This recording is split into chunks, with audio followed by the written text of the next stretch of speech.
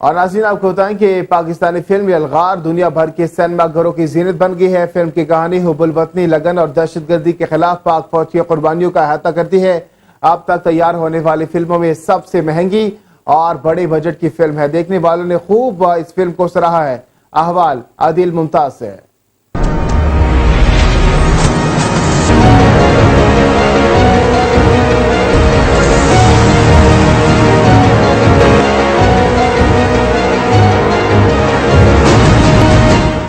पहले वार अब यलगार पाकिस्तान की तारीख में पाक फौज की कुर्बानियों पर बनने वाली पहली फिल्म पाकिस्तान समेत दुनिया भर के सिनेमा घरों की जीनत बन चुकी है।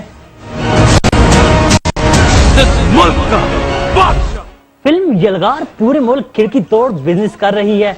फिल्म देखकर आने वाले लोगों की बड़ी तादाद ने फिल्म की कहानी को बेहतरीन करार दिया और रोज न्यूज से गुफ्तगू करते हुए अवाम का कहना था, हाँ मूवी तो बहुत जबरदस्त है। I will suggest you guys जब देखें व्यू करें, क्योंकि आर्मी की और आर्मी की फैमिलीज के बारे में उन्होंने डेडिकेट किया मूवी। बहुत मजे किया। मैं किसी मूवी को देख के नहीं रही, मैं आज पागलों की तरह रही हूँ। बहुत अच्छी है, वर्थ वॉचिंग है, जरूर देखें। अस्सलाम वालेकुम। यलगार बहुत अच्छी मूवी है, हमने इसको बहुत एंजॉय किया। ऐसी मूवीज पाकिस्तान में बननी चाहिए ताकि इससे आवाम का भी जज्बा और जोशो खरोश बढ़ता है। वो बहुत मेच्योर एक्टर है और वो बहुत जबरदस्त एक्टिंग। और दूसरी चीज हमारी से इतने पहली मरतबा कोई नेगेटिव रोल किया है एंड बहुत जबरदस्त किया है। एंड सना बच्चा is definitely she was awesome.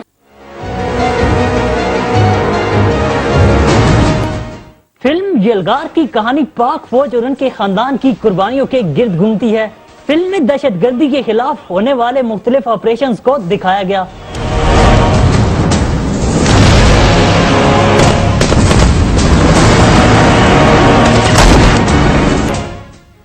Film की कास्ट में शान, हुमायूं सईद, आयशा उमर, अदनान सदीकी, अयूब खुसा और एंकर सहाफी सना बुच्चा ने फिल्म में अहम किरदार अदा किया है।